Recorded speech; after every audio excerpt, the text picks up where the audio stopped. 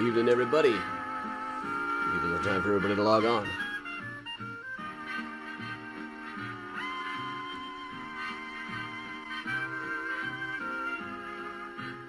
Evening, Chris.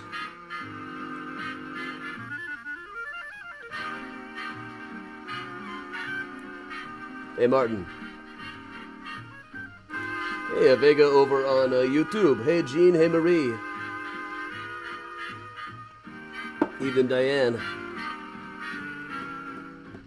Hey, Timothy, Sherry, and Dina. Hey, Marie. And Jean and Betsy and Andrea. Dina. Sherry, hey. Evening, Octavio.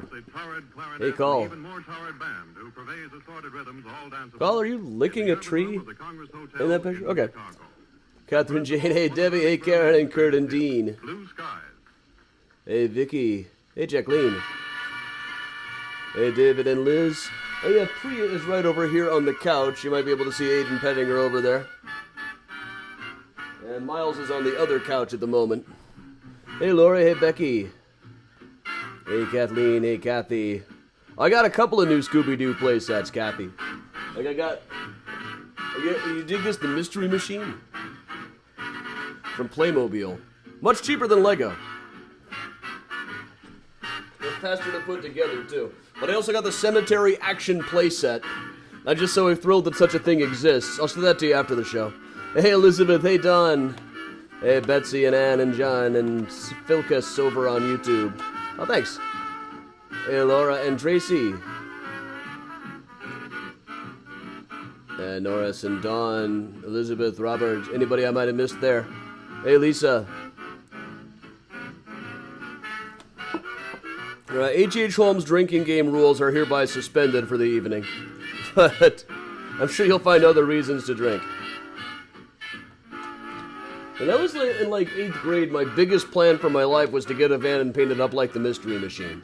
But I wanted one like the van in the actual cartoon, which didn't have the same shape as this. It was the old like VW microbus type shape.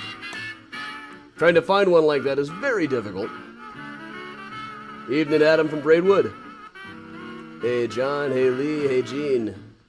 Hey, Jerry and Lori. Hey, Kendra. Hey, Lisa. Erev Tov. Hey, Jordana. Hey, Tracy. Hey, John. Hey, Augustin. Remember that time a cop told me that what I was doing, doing tours in cemeteries was illegal and he was going to write me a ticket? Hasn't happened yet. Hey, Gene. Gene, where's the Mystery Machine in Rogers Park? I have not come across this. In 1993, it was a very, very unusual idea to do such a thing. Hey, Phoenix.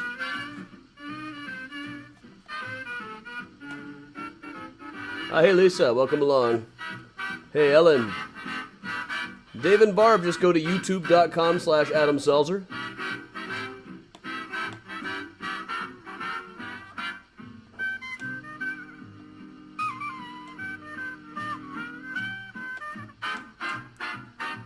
Hey, Teresa. Good evening, everybody.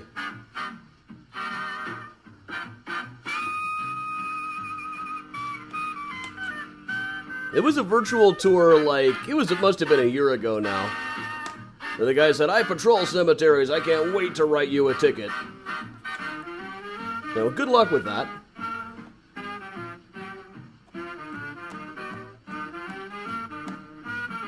Hey, Ellie, welcome back. Hello, Trish. Undead Pale Ale's a good choice, Bob. I call my car now the Mystery Machine.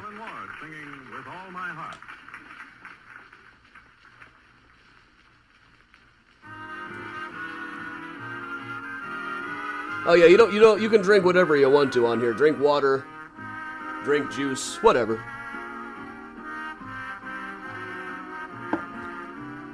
Just no almond milk or you'll go to the bad place. Hey Karen, hey Sherry. I wonder if oat milk is going to turn out to be as bad as almond milk.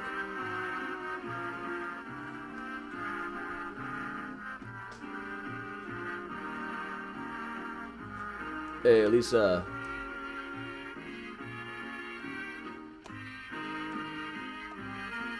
Yeah, normally people drink whenever I mention H.H. Holmes. I even joked about it on the zoo tour last night.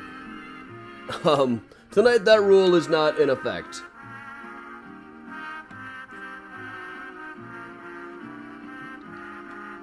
A root beer works great. When Aiden was just young, I turned him on to microbrewed root beers. You can get quite a selection up at the Mars Cheese Castle in Kenosha.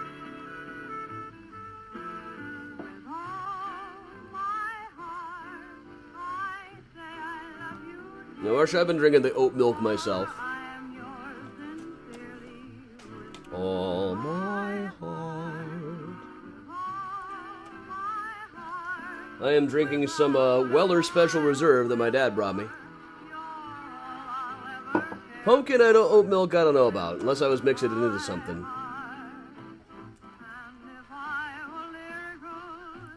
I would write a song telling me I was a miracle the day you came along. Well, obviously, you guys are at home, drink as much as you want. So, it's not like you're going to be too obnoxious to be on the tour, probably.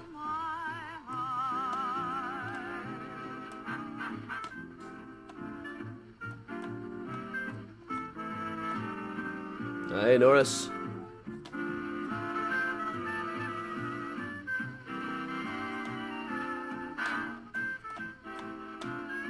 Hey, Joanne. Hey, Alex. Evening, Lorena.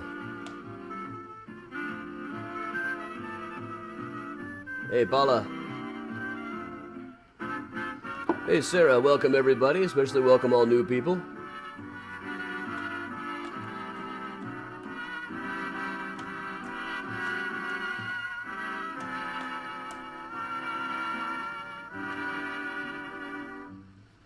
Sarah, I like that plan. That's very nice.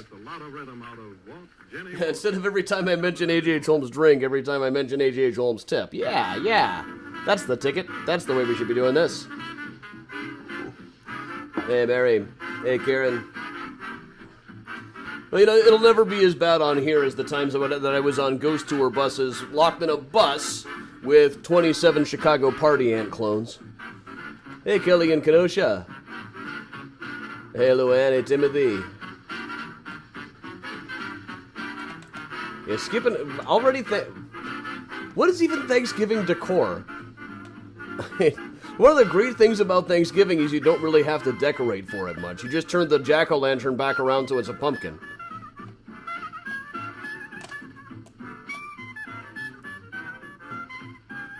Bob, yes, there are still tickets for Saturday night right now.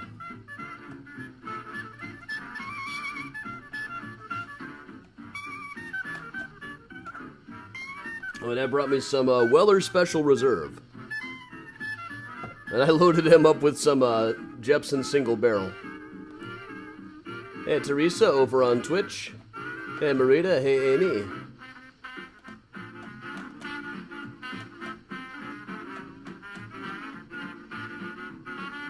Hey, Sherry.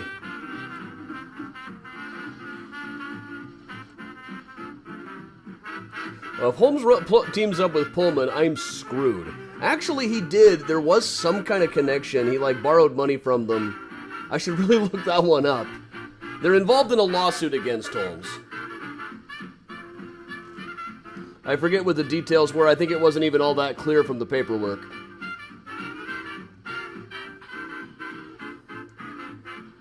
I don't have more Liquid Death. I've got the one can over there.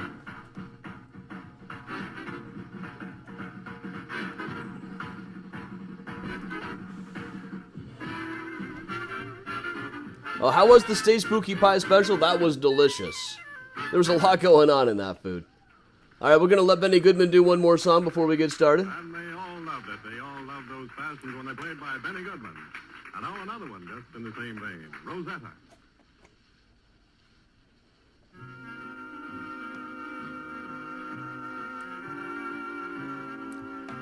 Welcome, new people.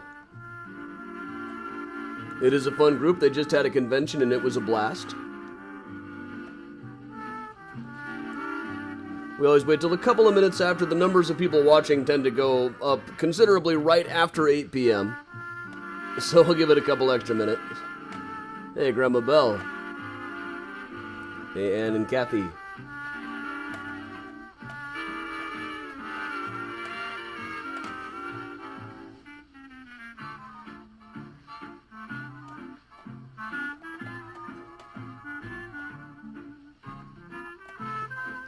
Hey, Ann.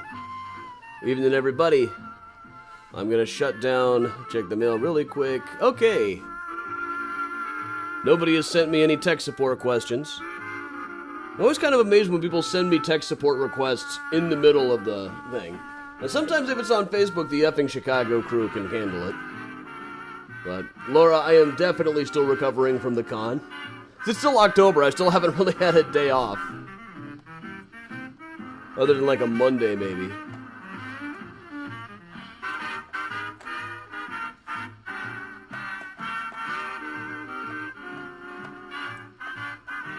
Evening, Jason. You don't have to call me sir. I'm not a Knight of the Realm.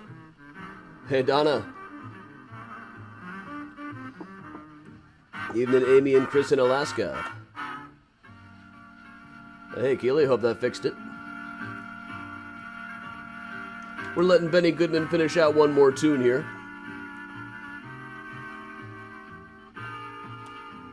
Hey, Gary.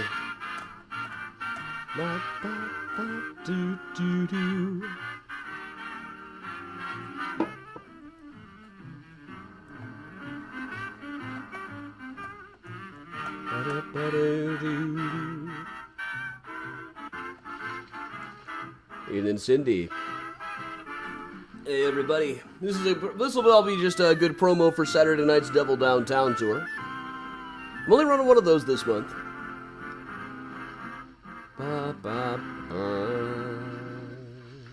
Music by Benny Goodman is being presented from the Joseph Urban Room of the Congress Hotel in downtown Chicago.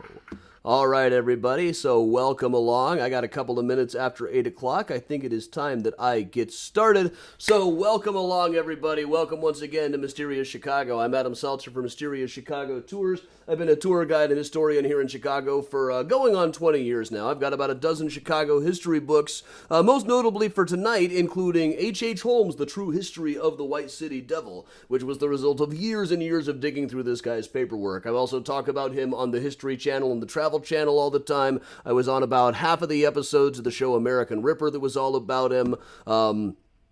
So I am, after all, incredibly famous, and you should definitely pay attention to whatever I say. Researching Holmes has been something that occupied me for many, many years. At this point, I've got pretty much every piece of data that's accessible. There are still some out there that I know are out there. I know that the legal archives down in Fort Worth are going to have some things that I need. There's probably some stuff in New Orleans that I might be able to use, some stuff in Mississippi. Some of it's findable, some of it's not, but most of the important stuff I've probably got by now. So I will give you guys, before we get started here, a very basic recap of the H.H. Holmes story, and an early plug for the Saturday night H.H. Holmes The Devil Downtown walking tour that I'll be running. Tickets for that are on MysteriousChicago.com. So, March 31st, 1893, this article appeared in the Chicago Tribune, Hid in Secret Rooms, where dealers discover their missing furniture. Mr. Holmes purchases it, takes it to his World Fair Hotel on 63rd Street, and neglects to settle.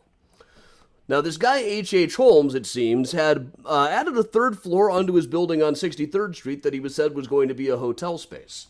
But this was about 6 weeks before the fair opened.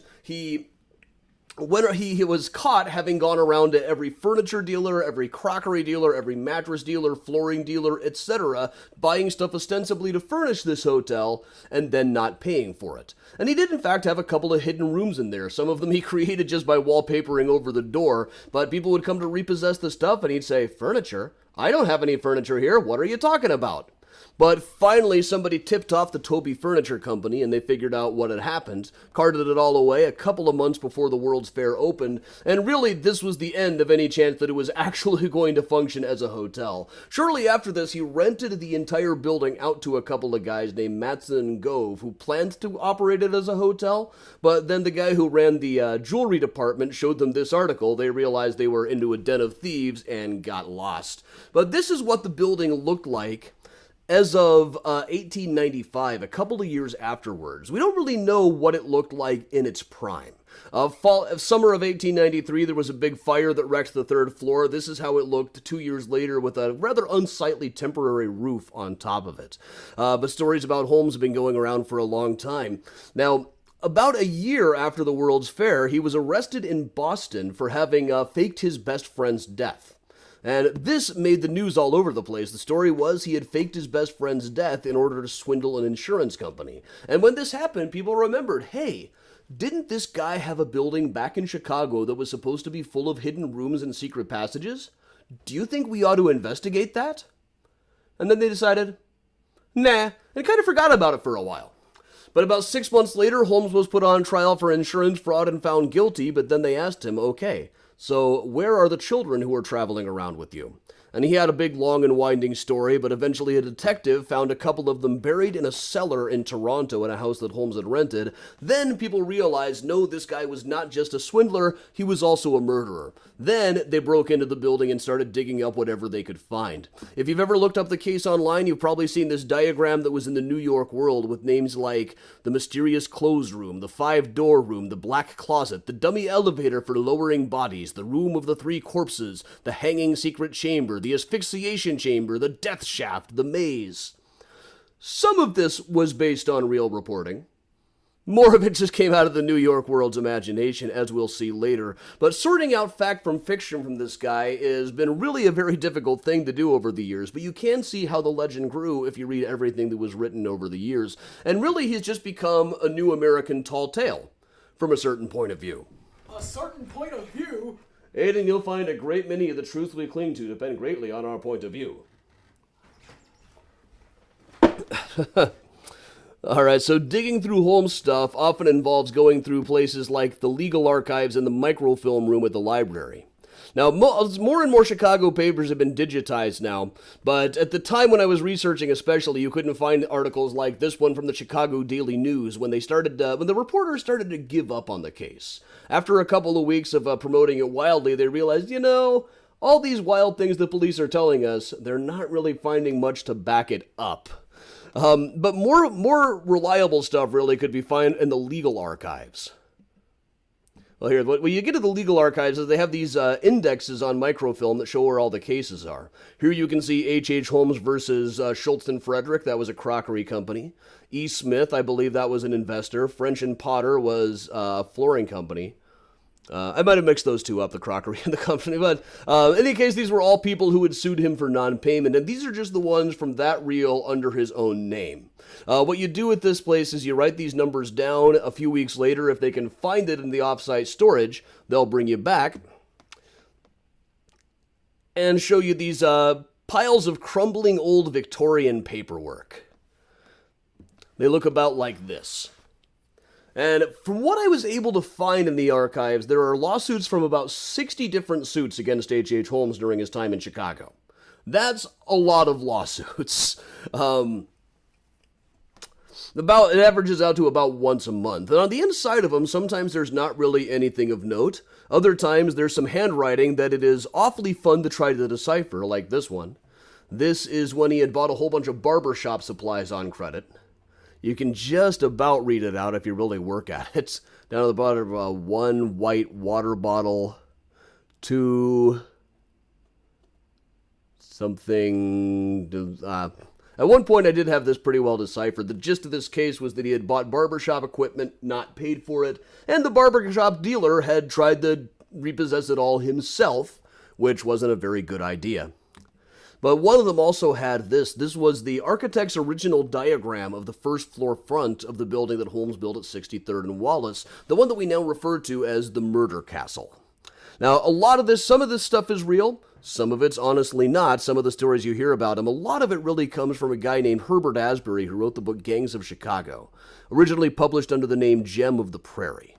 We'll get into some of how the myth grew over time. Let's go back to the beginning. Holmes was born in Gilmanton, New Hampshire back in 1861. Most of what we know about his childhood, while some of it comes from his own autobiography, which is ridiculously unreliable, others come from his neighbors, which generally described him as a pretty normal kid. Inevitably, there are a couple of people who said he was kind of a loner, mostly kept to himself. And a lot of people noted that he never quite looked them right in the eye. He suffered from strabismus, which is a fancy way of saying he was cross-eyed in his left eye. But that would have, even now, people just naturally tend not to trust people who don't have their eyes working straight. So even as a young man, he probably would have had to learn to get people to trust him when they were inclined not to. He was only 17 when he married a woman by the name of Clara.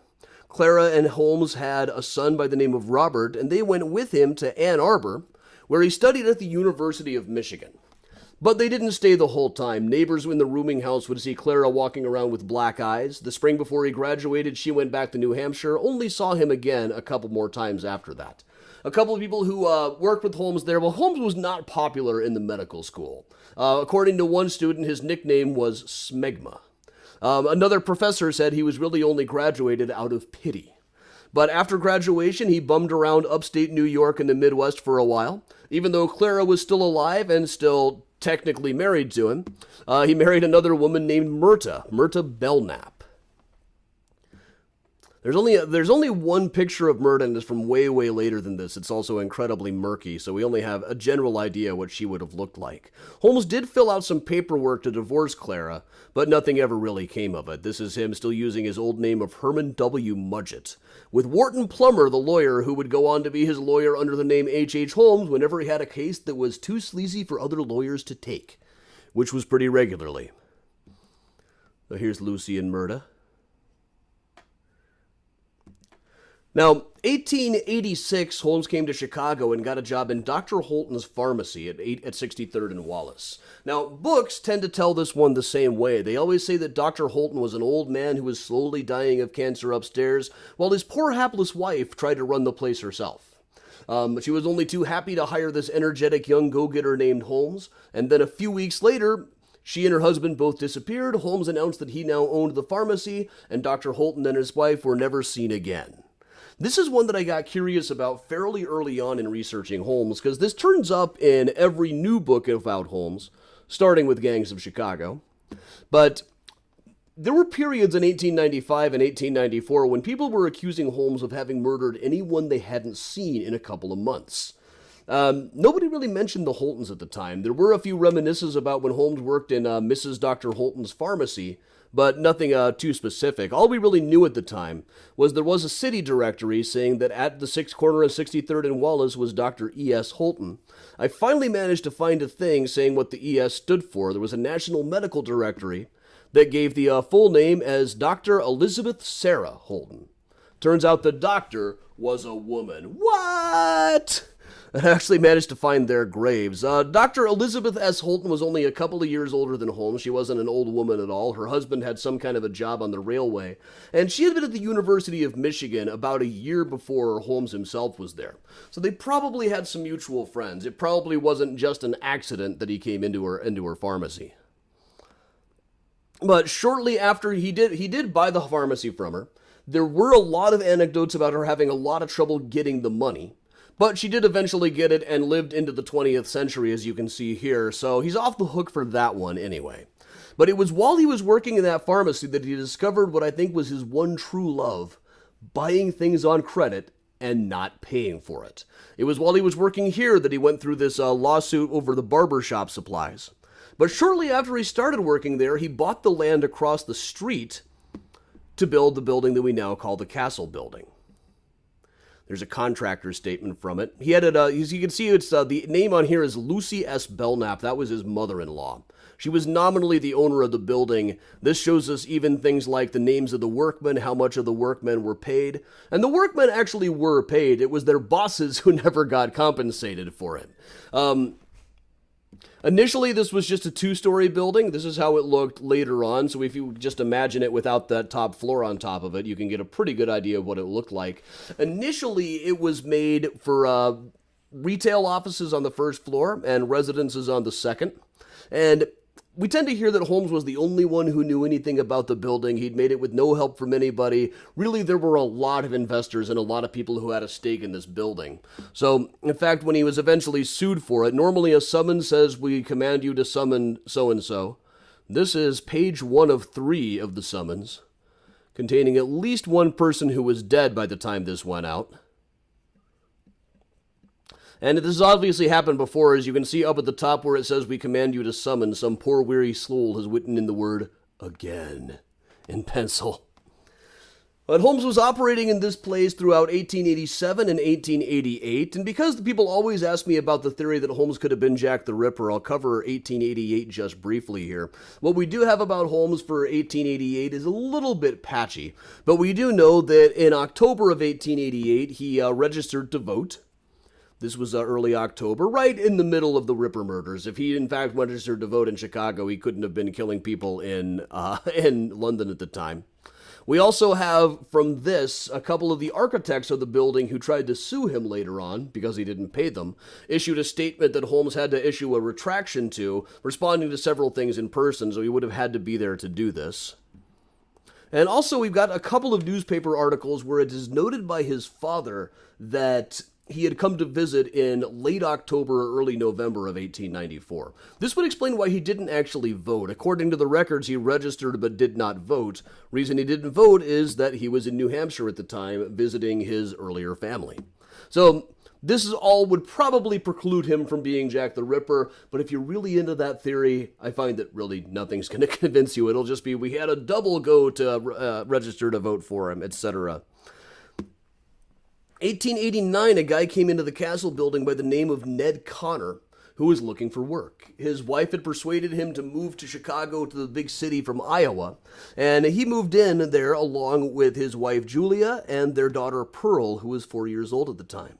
Ned got a job working in the jewelry department at the castle building. Julia got a job keeping the books, and they all lived in an apartment on the second floor. Until Ned and Julia split up. Holmes started having an affair with Julia that pretty much everybody knew about except for Myrta, who also lived in the building, and their new baby Lucy.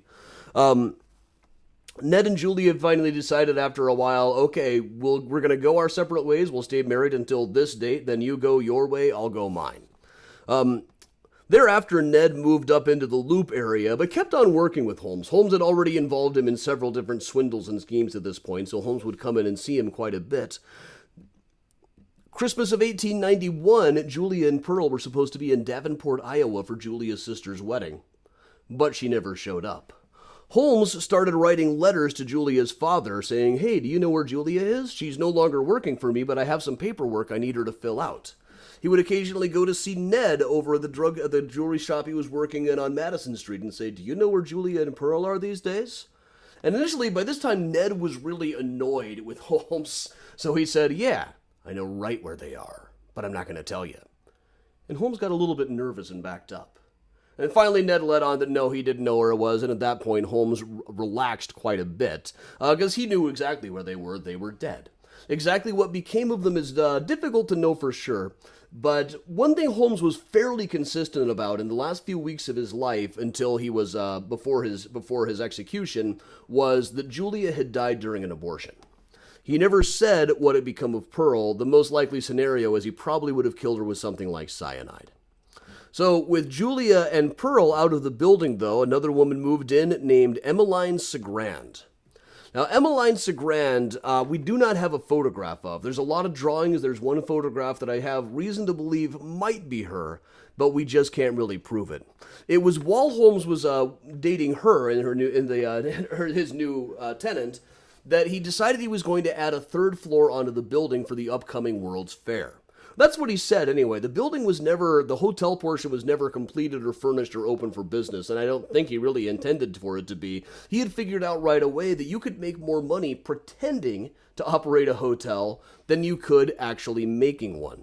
So to this end, he formed a fictitious company called the Campbell Yates Company and went around with copies of letters like this one to Bliss, Bullard, and Gormley, that was a hardware dealer, saying, "Gentlemen, please deliver to H.H. Holmes hardware for 701 and 703 63rd Street, which I will guarantee payment of as the owner of the building. Yours truly, H.S. Campbell."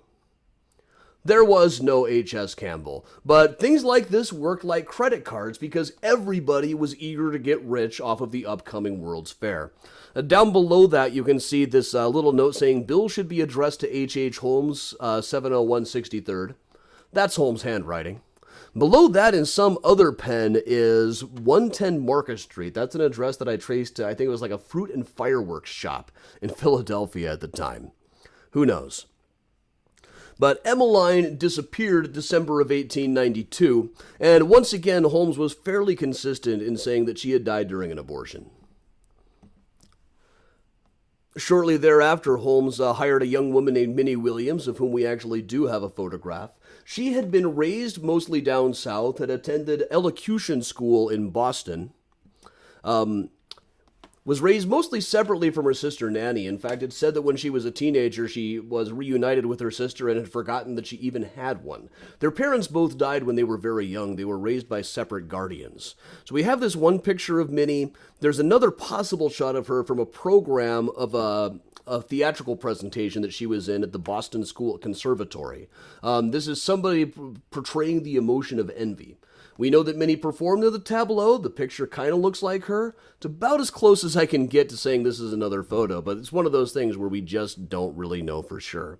We know that there were other pictures of her. There's a drawing of an earlier photograph of her that appears, but Minnie doesn't really make sense with the rest of the people. She seems to have been much more strong-willed. She seems to have been much more aware of a lot of the swindling that was going on than other people did. She started working for Holmes in January of 1893. And opinions on her were very wild. Like one person said she dealt in mystery. One person said that she worked at the building but didn't act like she did. One person even said that Holmes seemed like he was afraid of Minnie.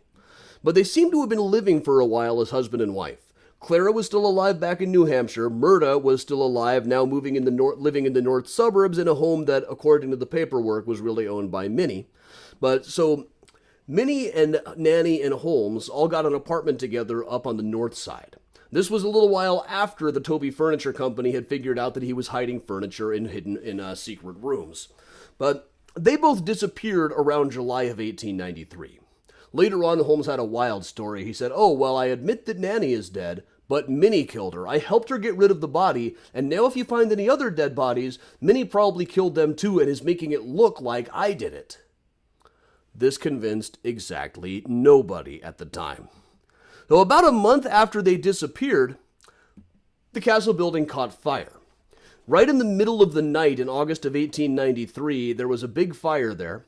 Now, there's still records of it in the fire department records, but nothing really specific. The real purpose was that Holmes had taken out several different insurance policies on the building. Now, there weren't too many people in the building. Later on, a couple of witnesses gave a complete list of all the people who were there. It's all long-term residents and employees of the building, which is further indication that it definitely wasn't operating as a hotel at the time. In particular, if it had been, the fire would have made the papers, and it didn't. When World's Fair hotels caught fire, that did tend to make the papers. But problem was, the insurance companies all knew exactly what had happened, so Holmes spent the fall of 1893 kind of bumming around the city trying to stay ahead of the insurance companies. Then finally decided it was time to move on for a while. Somebody told him, "Hey, you can only be sued for arson for about a year. There's a low statute of limitations." So he went first to Denver, where he had to pick up some money that was owed to Minnie Williams. And while he was there, under the name Henry M. Howard, he married Georgiana Yoke, a Chicago woman that he had apparently been dating on the side for the last 6 months or so. When he even had time is anybody's guess. And once again, Georgiana we do not have any photographs of. She had been a school teacher in Indiana. There's a charming anecdote about one time the school caught fire and she ran back inside to save the dictionary. But at some point she moved to Chicago, started working in the Siegel and Cooper department store, and suffered from a goiter behind her eyes that apparently made it look as though her eyes were bugging out. Now, you remember Holmes suffered from strabismus. It may be that they bonded over their troubles with their eyes. We have a lot of newspaper sketches of her, but nothing that we can say is for sure her. And also this one, they published this drawing of Mrs. H.H. Holmes without specifying which one they meant in the Chicago Chronicle. There's actually been a novel about Georgiana written called A Competent Witness by Judith Nichols. Now this is, it's a novel. It doesn't make any pretense of being nonfiction, but it's frankly a lot more factual than a lot of the Holmes books that have come out. Now, at the time it was written, we hadn't found some of the stuff from her, but after it came out, we found a couple of letters that were written by Georgiana to Holmes, and it turned out Judith had nailed her voice almost exactly. It's almost uncanny. But Holmes was by this time traveling around with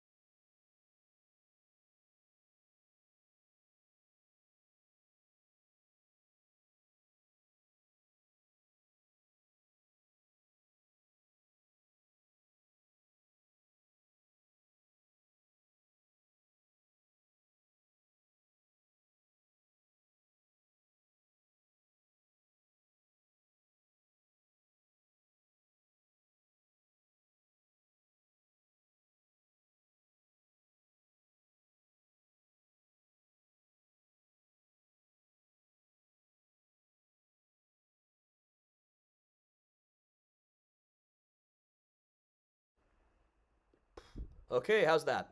All right, that's a bit better. I had to switch the microphones over there. I'll give it a second for everybody to make sure this worked out okay. And I'll back up a little bit. How far was I at the time when the sound went off? What I must have done was I nudged the microphone and it came unplugged. But now we should be back. Sorry about that. I'll give it a second. Where was I when the sound went out?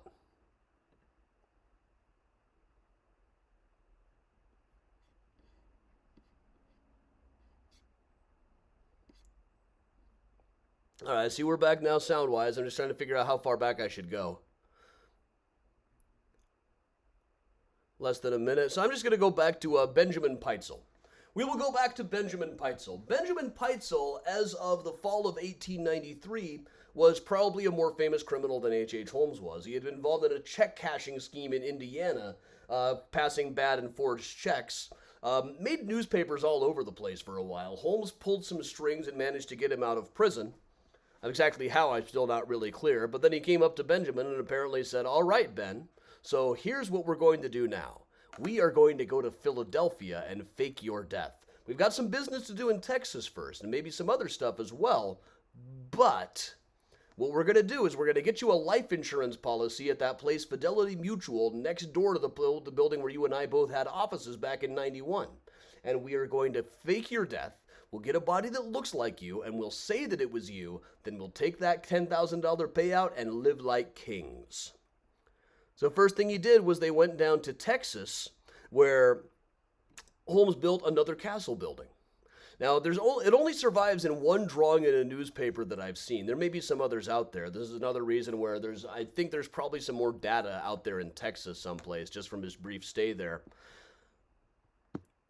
But the diagram of it is also very bizarre on the inside. One reporter who went there said that it would be,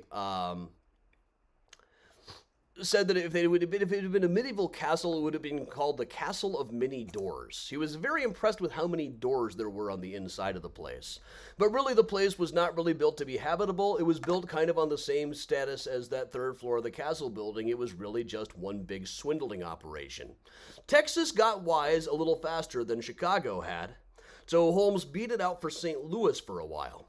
In St. Louis, he tried starting a drugstore, got caught swindling right away, and ended up right in jail. And there he shared a cell with a guy named Marion Hedgepeth, who was at the time a famous bank robber, or train robber. Holmes, I think, was trying to set himself up as kind of a Wild West outlaw. He had gone down to Texas. He was starting to call himself Mr. Howard, which was the name that Jesse James used for himself. He told Georgiana, his latest wife, some wild stories about how murderous squatters were on his uncle's land, so he had to use another name. Then he meets this guy who robbed the Glendale train just like Jesse James did.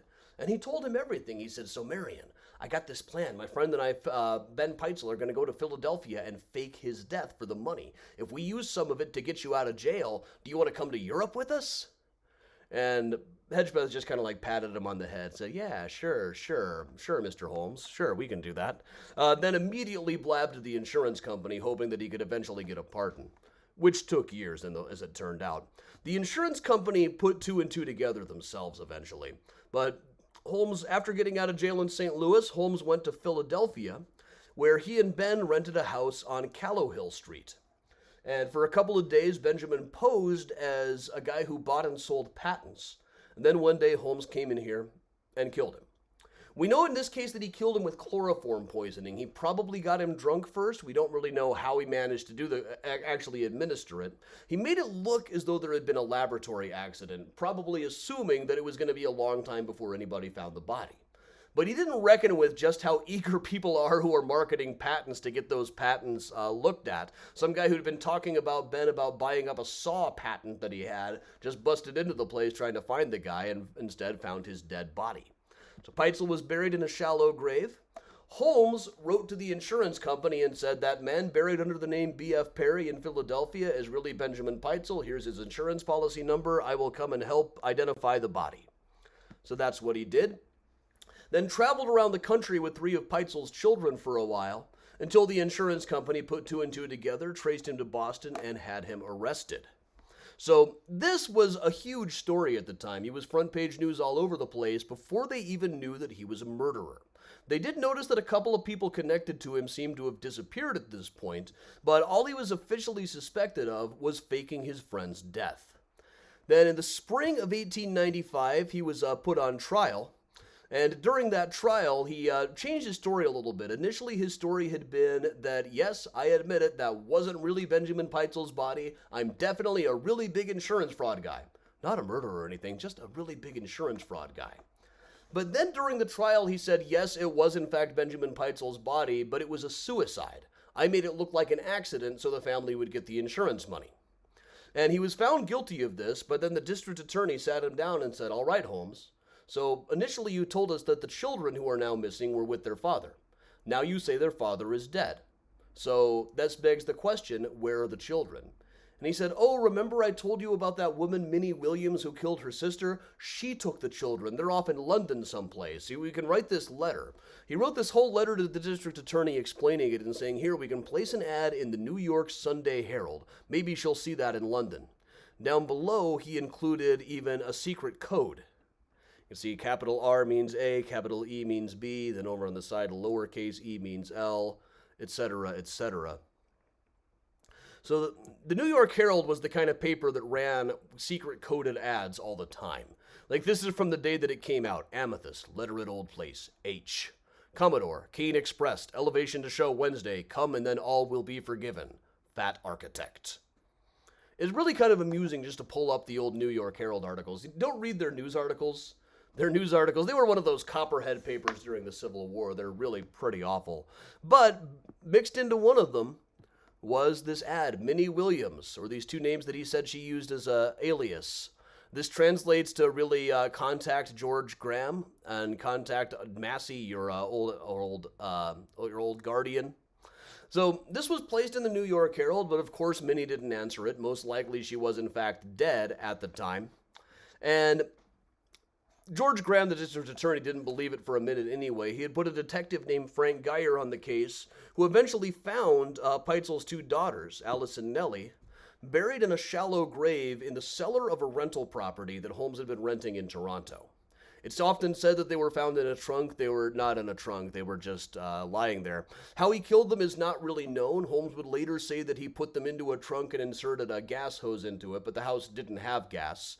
Most likely it would have been poison, but the bodies were not in good enough shape when they were found for anybody to be able to say for sure, given the forensics of 1895. But as soon as this came up, everybody knew that this guy was in fact a murderer, and the investigation began back at his place in Chicago. Huge crowds gathered around this place. This is a picture that just started circulating a few years ago. I don't know where anybody found it. Of a crowd hanging outside of the building while it was under investigation. You can even see a little bit of the other businesses that are operating in there at the time. There's also a drawing of what it looked like on the inside. You can see Holmes over there. It's probably him on the right behind the counter. The one on the left is Patrick Quinlan, who is more like the handyman around the place. They call him the private secretary here. So for about 3 weeks, the police and the reporters dug the place up as much as they could. This is a drawing that was in the Chicago Times-Herald, probably the most reliable of the diagrams that went around. See, the trouble with this investigation is the police were not really being professional about it. They kind of never were in those days. They had a new chief named John J. Badenoch. We saw his grave this morning on the morning mini tour. This was a flour and feed dealer that the new mayor had just made chief of police because he liked the cut of his jib. He had no experience on the police force, nothing in law, nothing in forensics, nothing in any field that would really help him with an investigation like this. So really what they did was they went around for a while saying, we found a rope, maybe he was hanging people, or we found a strange tank buried. It's definitely not just heating gas, this is probably murder gas. Or we found some stuff in the stove, maybe these are human bones. And then the next day somebody would say, no, you could not actually cremate somebody in a wood-burning stove. You could try, but it would never work. But of course, the newspapers just loved this story at first. They had articles like fiendish, dastard. Or this is one I especially like in the Chicago Mail, because they kind of debunk themselves as they go here. Red stains on a rope. Supposed bloody noose is found in H.H. Holmes' house in dust-covered chest. The theory is that victims were hanged by the neck. Might be cochineal. Die at that. They would find it like a rope. Of course you find a rope in the janitor's closet. Or they'd find a bench and say, maybe this was the dissection table. Having poked around in the basement of the post office that now stands roughly where the place was, I can imagine how their imaginations worked like this. You wander around the basements of these places thinking, that could have been a murder weapon. That could have been a murder weapon. That mop wringer, this is definitely a torture mop wringer, right? But after a few weeks of this, the police had sent the reporters on a lot of wild goose chases, and the reporters started to think that the police may not have known exactly what they were talking about. It was at this point that the police announced, "Nah, we figured out why we can't find any bodies. They were all sold to a guy who turned them into skeletons that he would sell to medical schools." And this is still a big part of the Holmes legend, that he was selling bodies to medical schools as skeletons. But the very next day, the newspapers figured out, really, the story wasn't quite as good as they thought. See, what they had found was they had found a guy named M.G. Chappell. M.G. Chappell had been a machinist, a guy who turned dead bodies into skeletons years and years ago. Hadn't really worked in that field in a long time at this point. But one of the skeletons he had never quite finished. So he just took the skull and painted it red and dangled it from a tree in his yard. Neighbors must have loved this guy. I don't think it was even Halloween. And in fact, one of the neighbors was obsessed with the Holmes case and called the police and said, "One of my neighbors has a skull in his tree. Do you think that might be a Holmes victim?" Which is a patently ridiculous thing to think, but the police went and talked to this guy and found that if they poured enough whiskey down his throat, he would say whatever they wanted. So for a couple of days, that was their story. This guy used to buy the dead bodies to turn them into skeletons to sell to medical schools. They even went and reclaimed a skeleton from Hahnemann Medical College before the next day finding out that skeleton was way, way, way too old. Now, the story had just about died out in Chicago. The investigation was dying out in August of 1895 when the New York World published their famous article, "The Castle of a Modern Bluebeard." And not only did this have that diagram, it's also something that most other articles did not portray it as a hotel at the time. But they even had this one paragraph saying the number of people who went to Chicago for the World's Fair and never returned was a long one, and in the greater number, foul play was suspected. Then speculated how many of these people may have seen an ad to go work for H.H. Holmes or to go stay at his hotel. Now, their one paragraph about this effectively invented the whole legend of H.H. Holmes, and it ended up being repeated verbatim in just about every later Holmes book. It was in a Herbert Asbury's book. It was in Devil in the White City. Now, the castle building itself, we tend to hear that it now stands where the post office was. Most of the books say that it burned down in 1895. And there was, in fact, a fire in 1895, but it didn't burn the whole building down. They just had to tear down the first couple of floors and rebuild. So this is what it looked like in the 20th century. Early 20th century. You can see they put a stylish turret on top. And there may have been a turret back when it was a two-story building, too. Here's how it looked in the late 1930s when there was a magazine shop and a sign shop in the place. This is about 1938. And then shortly after this one was taken, it was torn down to put up the Englewood post office over a portion of the site. Now, it doesn't quite match up. Here's the fire insurance maps. I've superimposed a couple of them here. So you can see there's the post office on 63rd Street, and there next to it, the blue, is where the castle would have been. So it would have been mainly in the grassy knoll next to where the post office building is. You can kind of line it up so it would have looked about like this. And I have been down in the basement a couple of times. There's just one little space in the basement that does just about overlap with where the castle would have been. And we'll come back. I'll play the audio file at the end. So fall of 1895, Holmes went on trial. I'm kind of over time now, so I'll just kind of skip over to say, by short version, he was guilty. And really, the prosecution, frankly, made a very bad case. They definitely established that Benjamin Peitzel had almost certainly been murdered and not a suicide, but their efforts to prove that Holmes was the one who did it were a little bit lacking. So there was even one of the jurors who said something like, well, we had heard all the other stories about the guy. If he had better lawyers, he would have been able to get another trial, but he didn't really have the money or the lawyers to make that sort of thing happen. So after exhausting all the appeals, it was announced that he was in fact going to be hanged. Right around that point, he started taking offers to write a confession. And the New York World announced that he was going to write a confession in which he confessed to killing 20 people. Really, he had turned down their offer. They just made something up and announced what the rumor has it that he is going to say. If you read between the lines, they're not actually reporting. They're just reporting something they've heard as a rumor. Among the people they said he was going to confess to killing was Patrick Quinlan, who anybody following the case knew was still alive at the time. But once they had announced that Holmes was going to announced that he had killed 20 people, he couldn't very well confess to fewer than that. So in the confession he really wrote that was jointly published in the New York World and the Philadelphia Inquirer, he announced to having killed 27 people. Now, really, the confession does not add much of anything to our knowledge of Holmes and his crimes. There's almost nothing he said in here holds up to fact-checking at all. Several of the people he confessed to murdering were still alive at the time. Others appear to be fictional characters. Even those that he was telling the truth about having killed, he's not really upfront about how he did it. But there's also this one thing. Holmes' confession is not as startling as the prices on pianos and organs at the Cunningham Piano Company.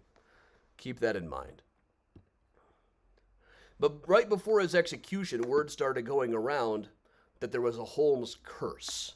They said that a lot of people connected to the case had come to some sort of misfortune, anything as far as like being electrocuted on the roof to losing election for the president of their favorite club that they were a member of. And this actually started several weeks before Holmes was executed and continued for quite a bit. And then years and years after he died, anybody who connected to him, if somebody committed suicide or somebody died under mysterious circumstances, they would bring up the Holmes curse again.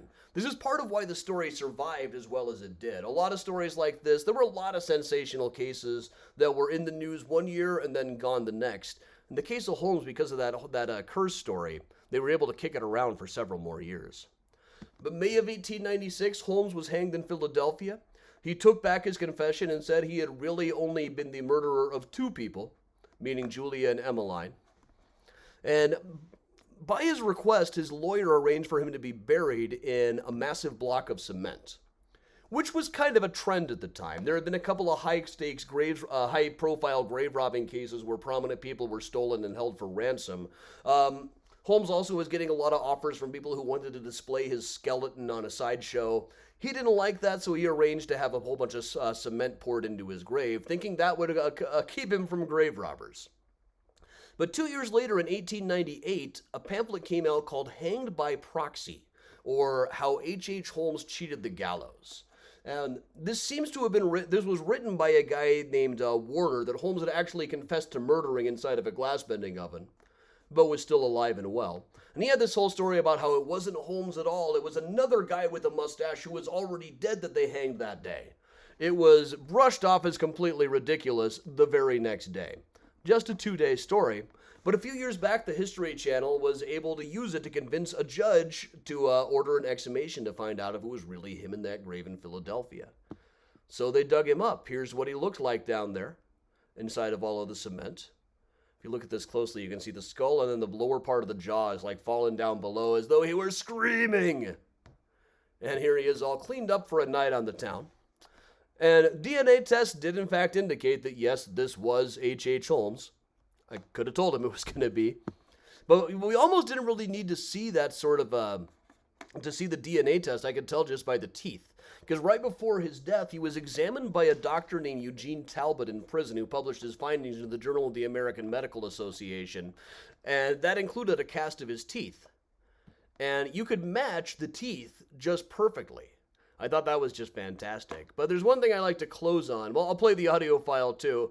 But one thing I tend to close on, that is I know I just can't really top this, is buried in that medical report was this stray line. Sexual organs, unusually small. Good night, folks. But all right, so it is, after all, just about Halloween. So the first time I was down in the basement of the Englewood post office, I was down there with the History Channel. They were packing up, so I had the place for myself for a while, and I happened to have an audio recorder running. If you watch those ghost hunting TV shows, you might be familiar with EVP, where they walk around with microphones and try to pick up weird voices. And I decided, right about now, I'm the envy of every ghost hunter in the country. I ought to do something. So while sitting down there in that tunnel, I started just whispering the names of the people I think were most likely to have been killed there. Emmeline Segrand, Julia Connor, and Pearl Connor. And I didn't hear anything while I was down there. But then when I played the recording back, there was this voice that sounded like a little girl singing. So first there's me whispering, then there's this other voice. You don't need headphones or anything. Just listen to this.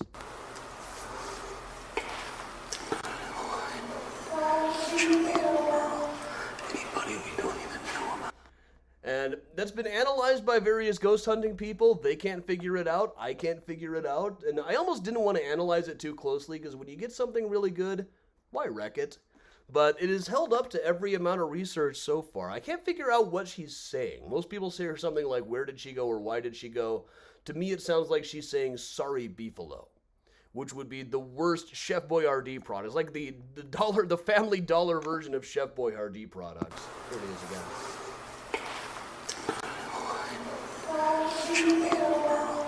Anybody we don't even know about. Go on. Happy Halloween, everybody. So, for more about H.H. Holmes, where's my upcoming tours thing here? That's the wrong one.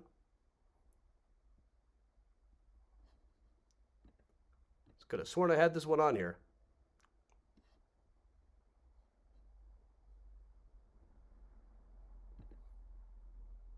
Yeah, that's the wrong one. Okay, hang on a second, guys. I'll put in the actual upcoming events thing here in a second.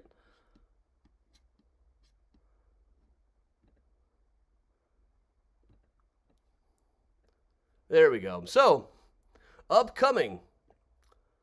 Saturday night is H.H. Holmes' The Devil Downtown Walking Tour, followed on Sunday by 2 Graceland Cemetery tours. There's also a Rose Hill one on Saturday. That one is now sold out.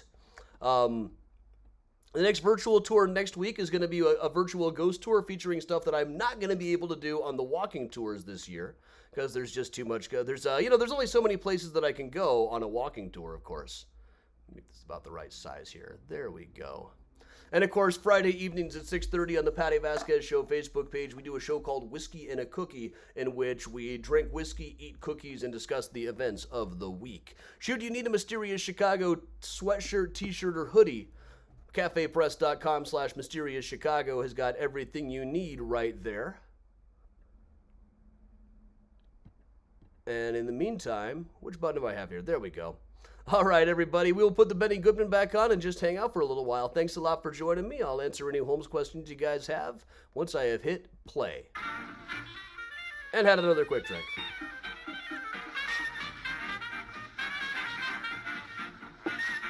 Thanks, no one on YouTube. Thanks, Lisa.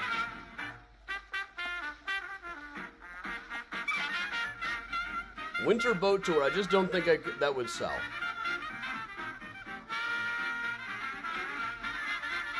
And boat tours, the overhead is pretty enormous. Thanks, Nancy.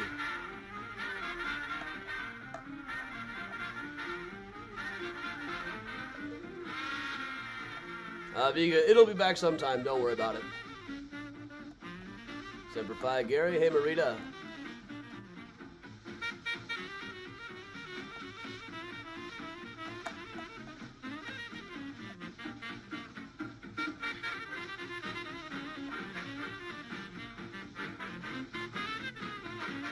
Thank you, Janine. Thanks, David. Oh, Patrick, I'll bring out the Scooby-Doo Cemetery playset in a few minutes. Thanks, Lamina. Bus tour is a possibility. Why did H.H. Holmes bother taking the kids with him in the first place? Really, a lot of what his conduct with the kids is kind of an unanswered question for me. Basically, it was because they knew too much. Thanks, Ava.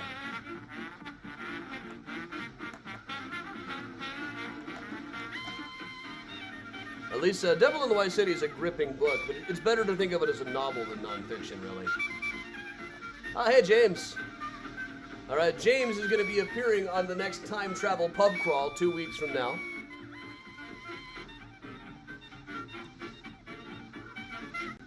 Thanks, Break. Thanks, Jason.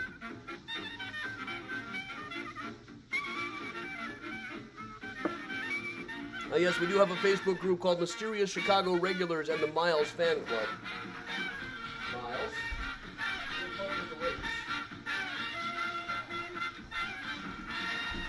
Here's Miles. Miles was under the weather a couple of weeks ago, but he is back to normal now. He's chasing Priya all over the place. What is the most accurate, up-to-date book on Holmes at this point? I hate to just say mine, but H.H. Holmes, The True History of the White City Devil by Adam Seltzer. That's the one to get. Gary, yes, Rose Hill is full this Saturday morning. There's still tickets for next Saturday morning there. And that would put rhythm in the beat of a wooden There you Indian. go, Miles. That was Oh, I'm going to beautiful stretch out for Benny us? Goodman's own arrangement. Okay, okay. The Back popular to the tune, couch. Thanks a Million.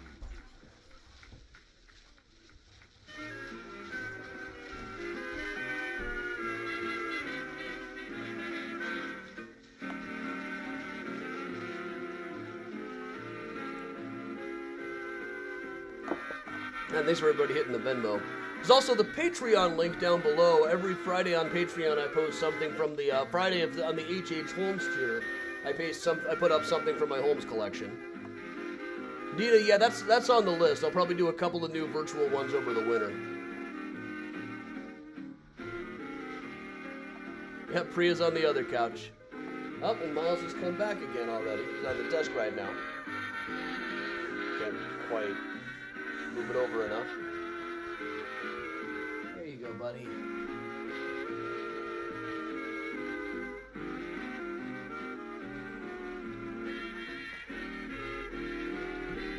Okay, we'll play in a few minutes too, okay?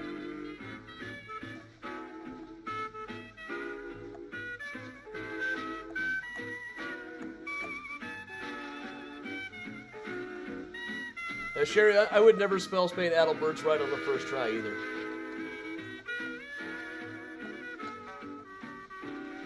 Miles is back up on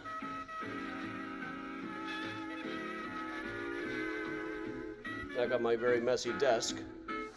Making it all the messier.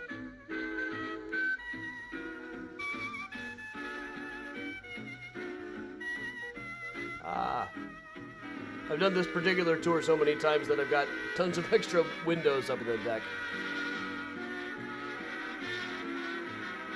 Yeah, Miles.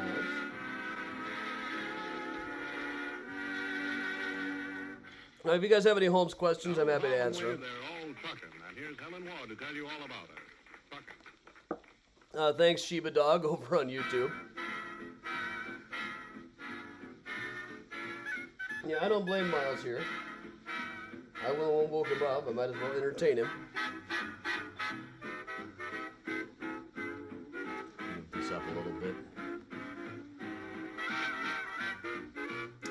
Steven, I think he just had the same kind of teeth that most people would have back then before they added fluoride to the drinking water.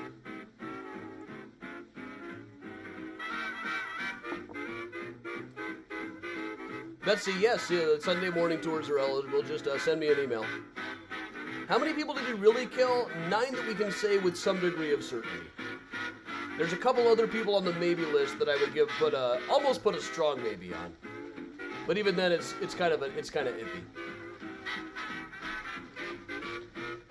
9, I would say for sure.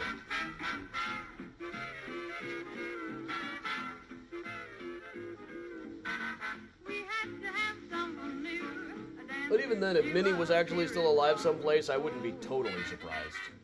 Probably she was dead.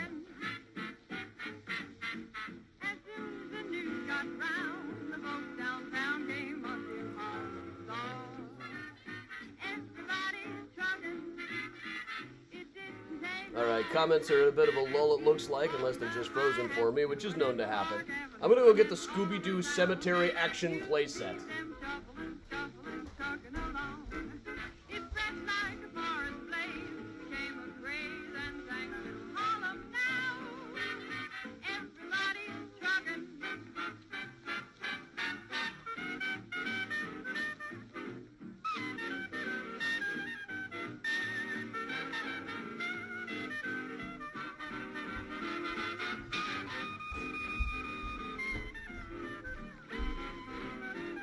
Alright, look, this is it, the Cemetery Action playset. It's got a mausoleum, and the mausoleum has like a little sarcophagus in it, and the sarcophagus comes open, so you can like put a dead body in there. And it's got a couple of graves, and watch this, watch the grave.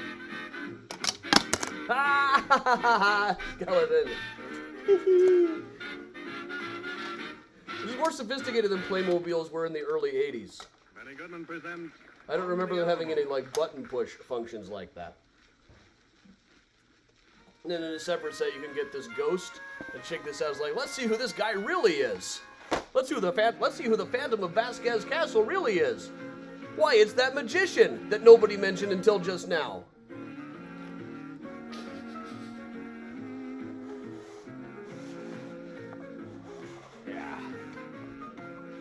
Now, what you're supposed to have inside of the tomb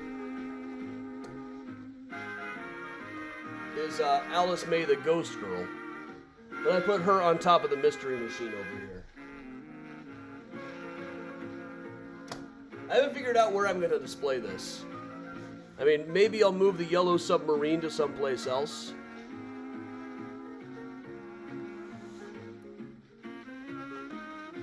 Vega, yes, over on my YouTube there is a thing called H.H. Holmes and Jack the Ripper, the Chicago Evidence, which lays out all the reasons he could not have been the Ripper. But the people who are really into that theory will not listen to any amount of evidence. Kathy, the thing ships to me with just like a shipping label on the box. So the box is not really in shape to be worth saving.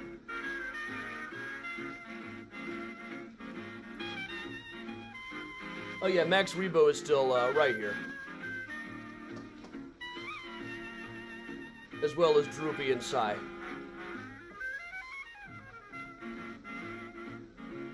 Ram Man is still up there too. Can't believe this still works.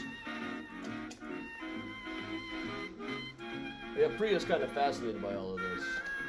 Oh yeah, and I got a Walrus Man here. I don't care that they call him Ponda Baba now. Action figures are canon. This is Walrus Man.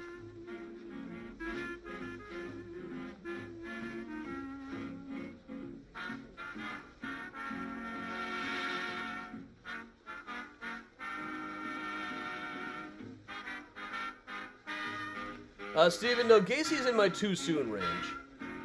I tend to focus on stuff that's long enough ago that I can safely be, more or less safely be more of a smart aleck. Need a Jabba the Hutt?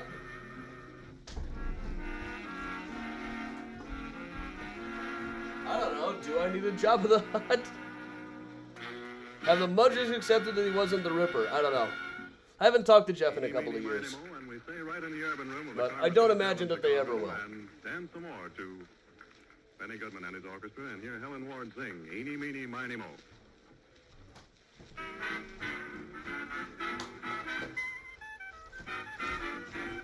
I am the Walrus Man.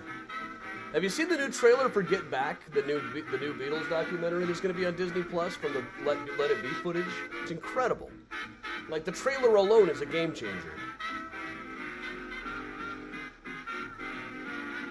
And the scene where Paul's saying, oh, this is going to be so comical in 50 years when people think we broke up because Yoko sat on an amp. They do think that.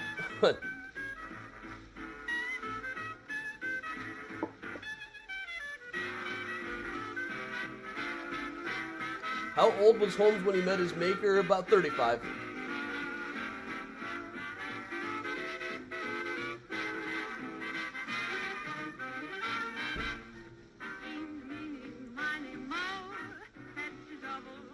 Yeah, Peter Jackson went through and re-edited all of the Let It Be movie footage, the hours and hours and hours of footage from those recording sessions, which in the Let It Be movie makes them look like they were all absolutely miserable.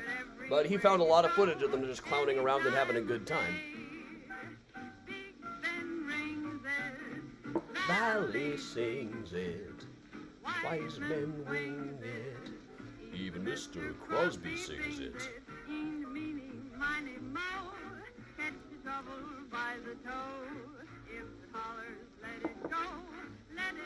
Oh yeah, I'll watch basically any rock movie. Right now there's a big mystery in the rock world. We're trying to figure out who's going to be in Bob Dylan's touring band. We know there's a new drummer. It kind of looks right now like Charlie Sexton is out of the band for this tour. So it's going to be a big mystery in Milwaukee.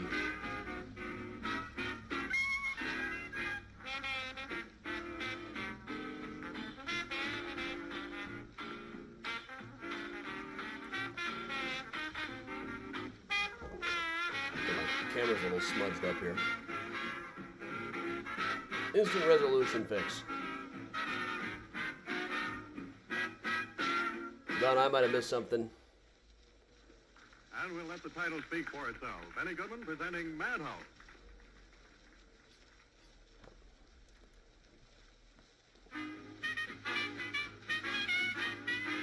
Oh yeah, ask any touring musician.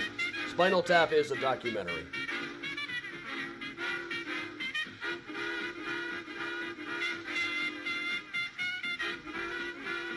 Yeah, Charlie Sexton is touring with Elvis Costello right now, and apparently will be through the rest of this tour, which means he must not be in Dylan's band this tour. Matt Chamberlain apparently is out on drums, which is a disappointment to me, as I love Matt Chamberlain as a drummer. But he's been replaced with another guy named Charlie, who is another Fiona Apple veteran.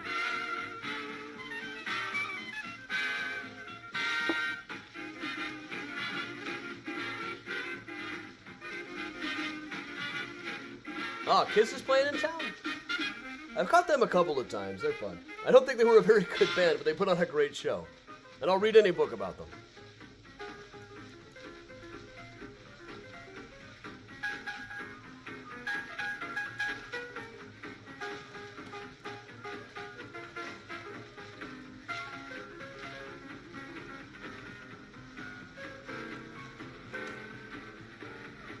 Fix my collar.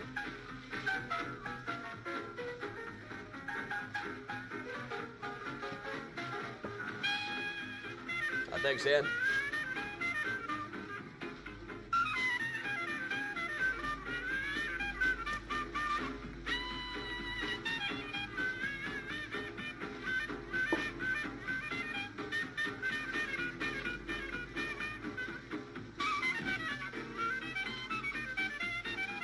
One winter, I read all 4 Kiss autobiographies back to back. Paul is about the only one who manages not to look like a jerk. Well, with Gene, that's his act.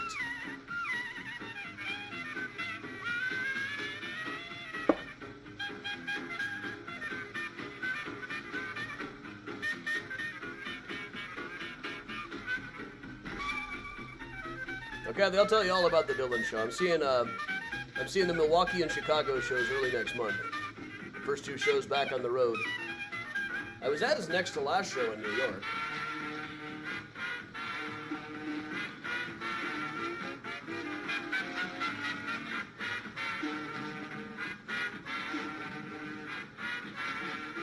Gotta set this up.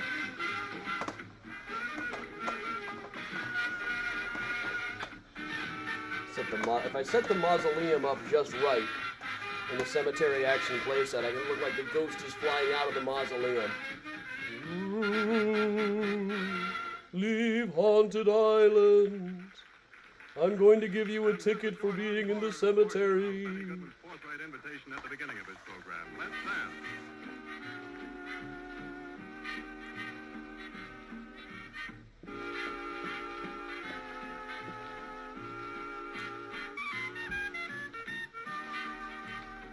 Good night, Ava.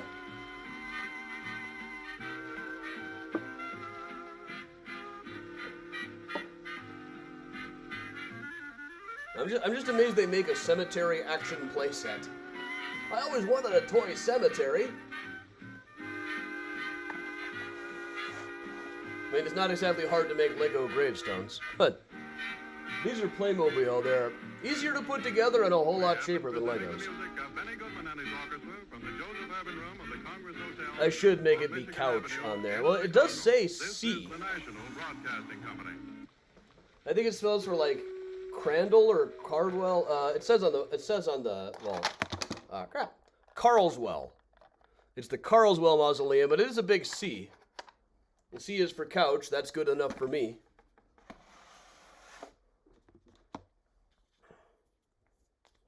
I gotta rewind the Benny in a second.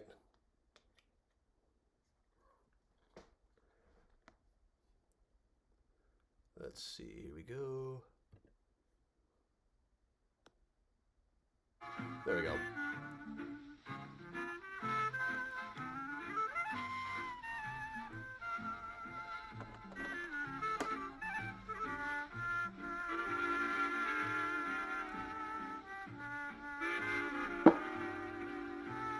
I'll have to dig in the newspaper archives about these Carlswell people.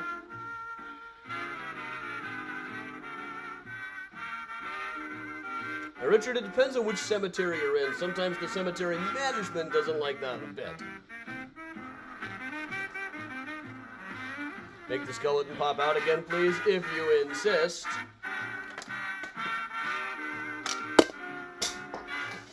Darkness falls across the land.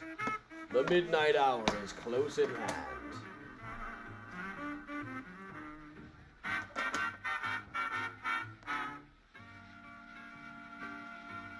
Oh, George, all the way under that cement, you can't hear a thing. Come on.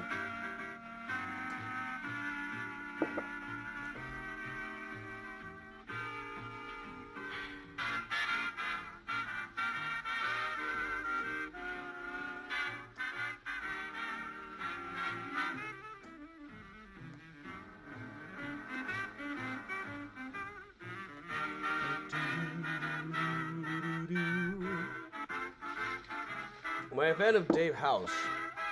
I'm not sure I'm familiar with him offhand. Hey, Miles. Look who's come back. Music by Benny Goodman is being presented. Are you eyeing the cemetery action playset, Miles? In downtown Chicago. And now Benny You want to do some playing? The bugle call rang. All right, let's play a little.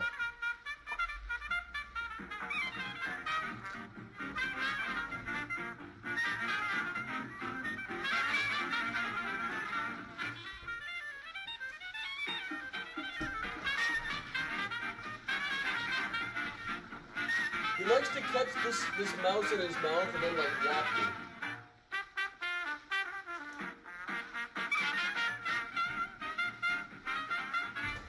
you can jump on us.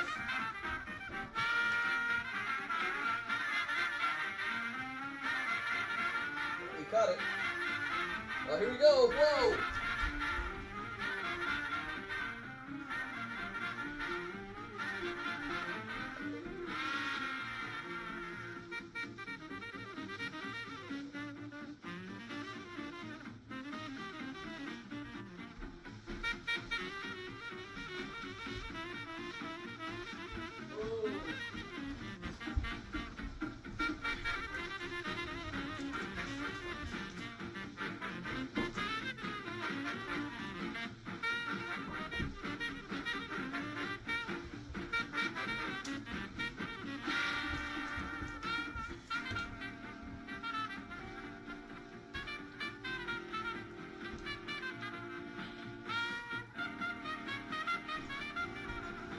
Okay, Miles. We try to keep this as just a Miles toy. He was kind of jealous that Priya was taking all of his stuff. He's very territorial with toys, but she doesn't recognize the territories.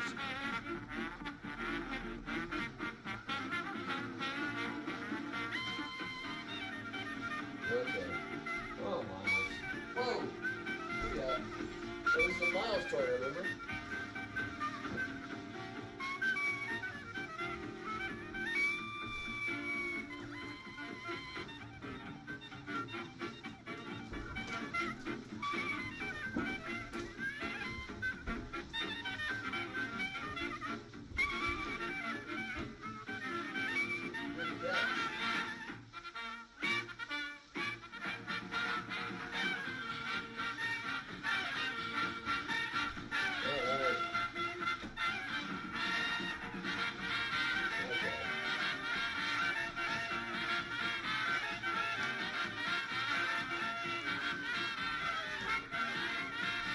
I had to keep that one in the drawer, so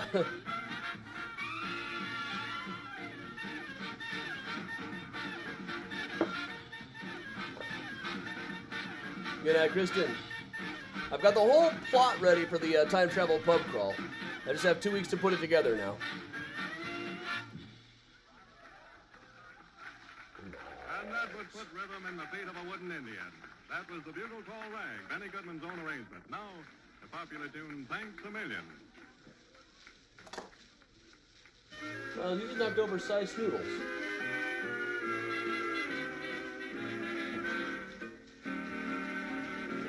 Good night, Kristen.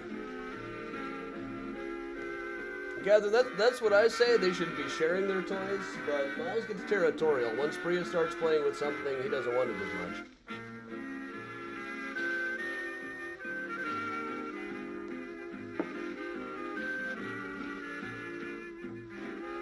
Good night, Dina. Oh, I think if you're in the UK, the Murder Maps book comes out tomorrow. It's out in the States in November. I already got an offer to give a library talk next October about it.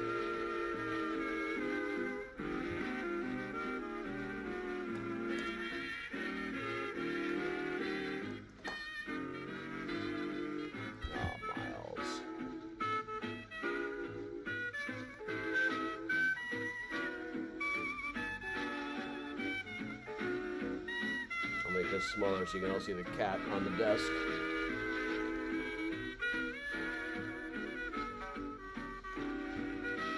Still plenty of time for the pumpkin contest. Pumpkin contest.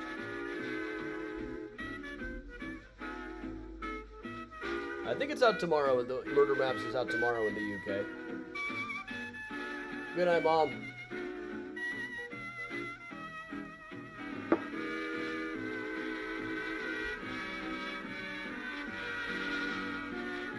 I love that they made a Phantom of Basquiat's Castle toy, too. This is my favorite episode. I would, get up every morning hoping this episode would be on. Castle in the Castle, it's called. And here's Helen Ward to tell you all about her. Tuckin'.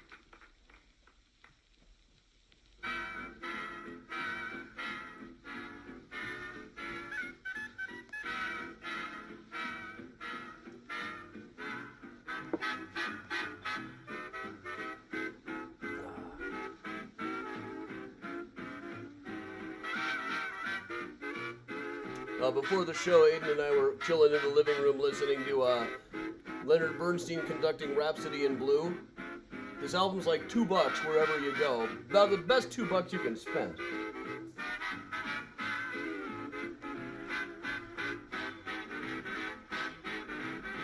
Thank you, Kathy.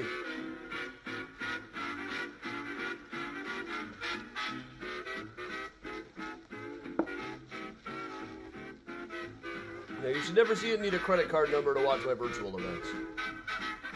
If anybody asks you for it, it's probably a scammer, which does happen. Not as much anymore. We had to have someone new, a dancer duo here in Holmes. So someone started trucking. As soon as the news got round, the folks downtown came up to Holmes. Everybody's trucking. It didn't take long. People on the hi-hats were doing it, Park Avenue, and it's all over town. You see them shuffling, trucking along. It spread like a forest blaze, became a craze, and thanks to Harlem now, everybody's trucking.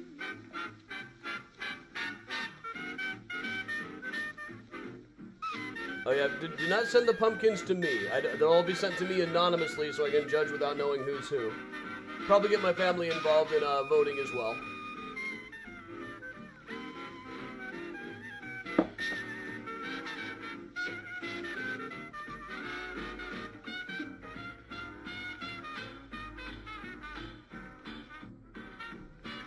Where did the head of my ghost go?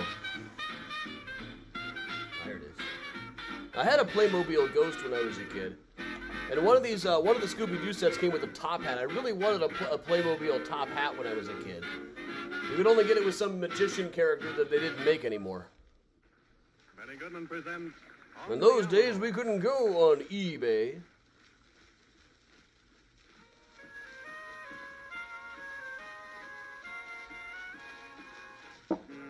Laura, yes, on Halloween I'm doing 2 tours at Graceland.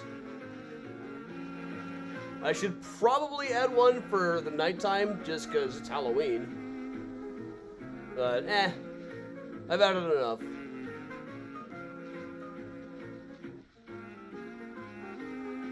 Doing 2 tours in a day is enough for me. I don't really do as many ghost tours as I used to.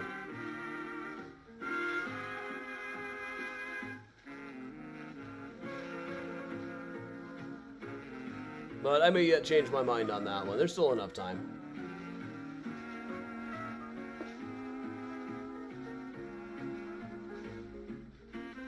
Maybe we'll see how the ghost tour goes. You know, there's a lot of ghost tours operating in the city this time of year. I don't like to bump into them too much.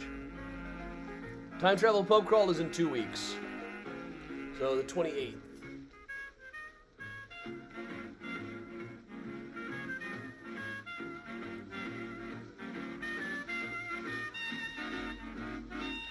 And yeah, late October is a great time to go to Graceland. The leaves are going to be looking fantastic.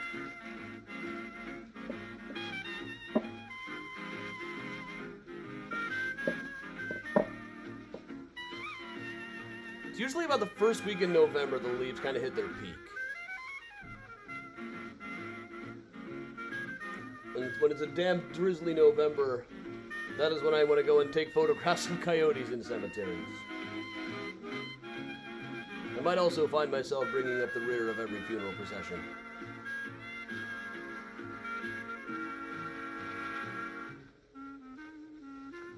Rose, it's as accurate as I can make it.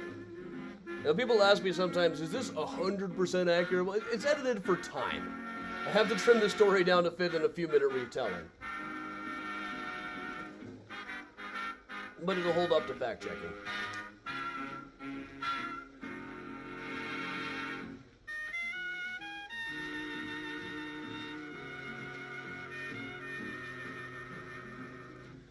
Julian, I've had a lot of people ask about the first weekend in November, so maybe I will at this point. As of now, I haven't added anything yet, but we've still been going things kind of 1 week at a time. Eeny, meeny, miny, mo, and we stay right in the urban room of the Congress Hotel in Chicago and dance some more to Benny Goodman and his orchestra and hear Helen Ward sing Eeny, meeny, miny, mo.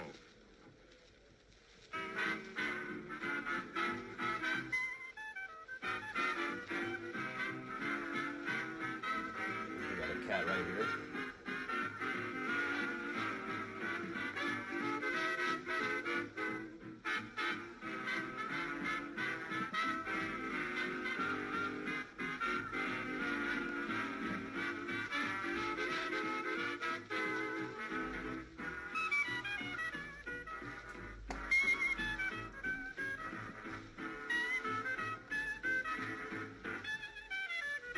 Do I do Christmas season tours? Well, I'd be doing virtual ones around then. But walking tours don't really sell in Chicago in December much.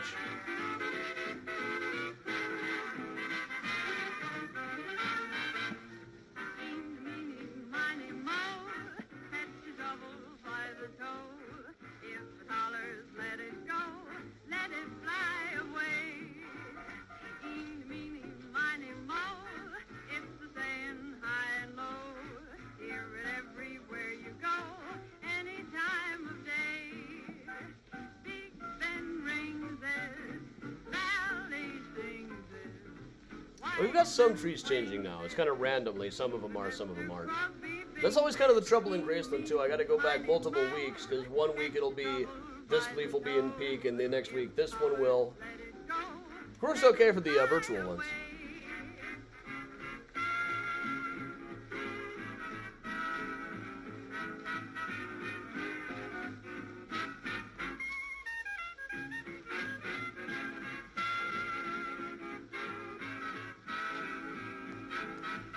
Alright, folks, I am starting to get a little bit sleepy here. So I am going to go ahead and plug the upcoming events. No, that's not it. I just had too many of them here today. There we go. Saturday night, H.H. Holmes, The Devil Downtown, a walking tour tracing H.H. Holmes' career to places, through trips to places where we can actually trace him to, including several buildings that are still standing today. October 17th at 10 and 1, Graceland Cemetery. And more events all throughout October. Just go to MysteriousChicago.com. Rose Hill on this Saturday is sold out. Next virtual tour is a week from today, the Virtual Ghost Tour, featuring stuff that I can't do on the walking tours because it's just too far off. But everybody, thanks a lot for joining me tonight. I'm Adam Seltzer for Mysterious Chicago Tours, saying stay safe, stay strong, and of course, as always, if you can, stay spooky.